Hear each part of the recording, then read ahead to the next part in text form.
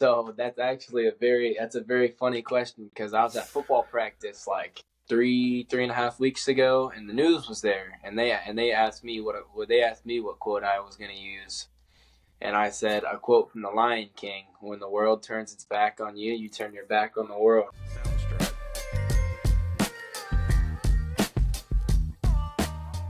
So how did you get into wrestling? How did you get to the Panama City area? How did you get started and everything? Well, initially I started wrestling all the way back in California because that's where I was born, and it's just been like a family tradition. Like everybody on my dad's side of the family, they've always been wrestlers and football players, and just like everybody's just been athletes, and then it's just kind of just passed down. So then I was like, you know what, might as well try it out.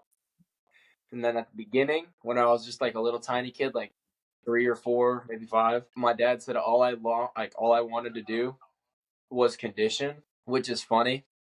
And like I wouldn't want to like ever wrestle live. I just wanted to condition the entire time. So like it's funny to see how it's all like changed, and it's just crazy because I hate conditioning. So actually, so you this was I was going to ask this a little bit later, but since you brought that in a little bit earlier, so tell me about Coach Z and tell me about the unique bribe that he had to get you to do to live wrestling. Yeah, Coach Z was a great coach. Love him. He was the one who started me off with everything. Taught me all the basics and all those things. But the bribe he would tell me to do, he would say if I was able to wrestle live, then I'd be able to condition. And between each match, I would be running around the mat. Just I don't know how.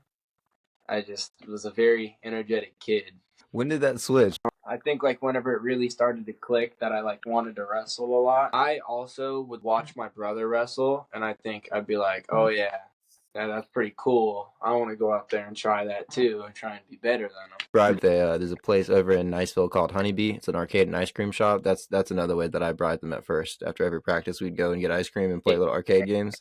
Hey, you got to take them to Pounders over there. Pounders is so good. Pounders is good. Yeah, we actually we haven't been to Pounders in a minute, and they just set up a new location over on the other side of there's a lot of good places. It's growing. So you know what? So what's because I do want to talk to you about food because I'm a big foodie. Get to the meat of this, man. So tell me about this upcoming trip. I've seen little posts and everything, but I haven't done the deep dive into it. Tell me about how it came up, how you got selected, and then just about the event in general. So my dad was just chilling, scrolling Facebook like he always does, the dad thing. And then he saw this little like AAU selection thing. It's just like anybody who thinks they're good enough, send your film in, and then they'll have a bunch of people evaluate it, and then they'll select a small amount of people from this big old pool of film. And somebody was like, "No, what? Screw it. I might as well just send it in there, just like as a long shot, because why not?" Why not? Like you never know. Like Yeah. I too, dude. That's something I preach a lot. Like sign up for it. Apply, ask. Like if you never ask, if you never take that little like step of why not, what's the worst that could happen? That's so cool for you, man. I'm excited. So where's it happening at? Bahrain. It's a country off the coast of Saudi Arabia. Yeah. What are you excited about for it? I'm excited to see like all the other different cultures of like different countries that are all going to be coming together as one, and like seeing how much different all the other parts of the world is from the U.S. because I've never left the U.S. Boy, I'm excited for you. I'm a big traveler, man. Oh man, so that's we're gonna get away from the mat because that's what I want to talk about. I want to learn about like Bear Siegal. So off the mat, what are you most looking forward to? Like I know you're excited to be there, see everybody and everything, but like how long are you gonna be able to spend there? Are you gonna get a chance to like walk around the area, like get a chance to see some of the local stuff, local sites and everything? Yeah, I'm pretty sure there's like designated times for to like walk around, go check out the history of Bahrain, look at all like the cool sights to see. I'm mostly excited about the food over there. Baby, find the food carts. Dude, this is what I tell you. So there's gonna be a part where they're gonna have a bunch of stuff for tourists. Try to find the place where it's like the locals marketplace, and that's where like you'll get the good food, man. That is shit. It's a good thing that you only gotta cut weight once over there. Yeah, So let's move into what's your favorite type of food? chicken tenders. Chicken tenders for real? Chicken tenders. I'm a chicken. Gotta break you out of that, man. We gotta. You I'm a got. chicken tender. I'm a chicken tender guy. You get me some chicken tenders, some French fries, and some ranch. They're gone. Is our particular chicken tender? Nah, No, just any old chicken any tenders. chicken tender. I gotta take you to get some holy over in Panama City. I gotta break you out of that chicken tenders. Hey, I like a lot of food though. Like it's not just chicken tenders. All I right, like that's just your go-to. yeah. Like yesterday, I was at a hibachi restaurant. That was good. All right, and you didn't ask for chicken tenders there, did you? Nah. Dude. Dude, my oldest before I came into the life, like that was his thing, and we would go to these places that like Indian places or a Japanese place for sushi, and he would always ask like, "Do they have chicken tenders?" I'm like, "You're not getting chicken tenders." And then like now he's got like such a wide variety palate, but like that was his go-to for the longest time. And I'm like, "No, we got chicken tenders at home."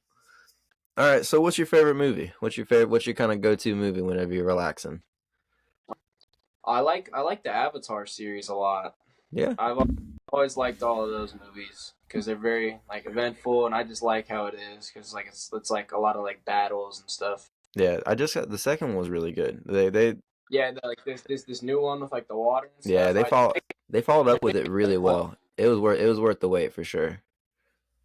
And then I just bought so they made like another video game about it. So my birthday was actually 2 days ago, so Oh, I just bought it. yeah. Thank you. Yeah, man. What movie series I just got? I haven't finished up because the newest went out, but me and my family decided to watch the first three of it. Is the Planet of the The Planet of the Apes. Oh, that's a good movie Oh too. my goodness, they were so. The first one was really good. I saw the one with James Franco a long time ago when it came out, but I had never followed up on it, and we decided. I was like, I was invested the entire time. Like, Yeah, and my brother. they have you invested whenever you are cheering for the downfall of humanity. Because there was a point where I'm just like cheering for the apes. You written it well. Yeah, my brother likes that. He likes those movies a lot. That is well done. I think they tried to do one back in the day with Tim Burton tried to do one back in the day, and it missed its mark. Very very experimental, and you had to be willing to try, but it just didn't work out too well. So, what's your favorite quote and why? Like, if you were to give a quote to a not even just a young wrestler, but someone that is younger than you, or just going through something. So that's a very funny question because I was at football practice like 3.5 weeks ago, and the news was there, and they asked me what quote I was gonna use, and I said a quote on you, you turn your back on the world. I love it. Why? Why that quote? Whenever times get hard, you just gotta lock in and keep grinding. Yeah, I like that. That's nice. Actually, I thought one the other day, actually just last night, and because I got Steven into Fight Club. You see that movie yet? Mm-hmm. Yeah. So there's one line and I think it probably wouldn't register with most people, but I was thinking about this, and it's something I'm very kind of going back to we were talking about, like just ask for some things. Like you remember when they're outside the bar after the narrator's apartment explodes and they're talking and everything, and he's like, "Oh, I think I'm just gonna go to the hotel, right?" And he's just like, dude, just like he's it's with his an imaginary friend, right? And he's still afraid to ask, can I come stay at a house that is his? Like, and like I thought about that last like couple of days. I'm like, how many people are like afraid to like ask for something or afraid to ask what they want, even if it is literally of themselves. Like, so like that was like me and my son were talking about that, and I don't know why that stuck with me. Yeah. Like, what's something that you kind of think about and it brings you back? That's a good question. One of my favorite childhood memories is probably whenever I was up at my grandma and grandpa's house up in Illinois with my brother, my mom, my dad, and my sister. And my grandpa drove us out to go buy like these little like RC Camaros. And he bought us one, and then mine was like dysfunctional or something. So he took me back, bought me another one. And then it was funny. We sat outside and we played with him like for like 13 hours straight. It was crazy. Why does that stick out to you? Like obvious reasons, but I mean, it was just really fun. We just played with these little RC Camaros. We were just running around outside with them the whole time, like crashing them into each other. It was always a fun time at my grandpa's house. yeah, Grandpa sounds like a good dude, man. So, another one. How do you deal with stress or negativity in your life? You just gotta block it out. Just not pay attention to it. Turn your back on the world. Yeah. To be careful with that because there are people that do wish you well, and I feel like we can turn our back on them like too quickly instead of There's consider. always there's always good people. There's just more negativity than there's positive, which Yeah. is very Well, sad. and then the unfortunate part too is that clip of Connor BB talking about this is that there are some people that they'll tell you that they want the best for you, but like they don't, and it's Yeah. sad.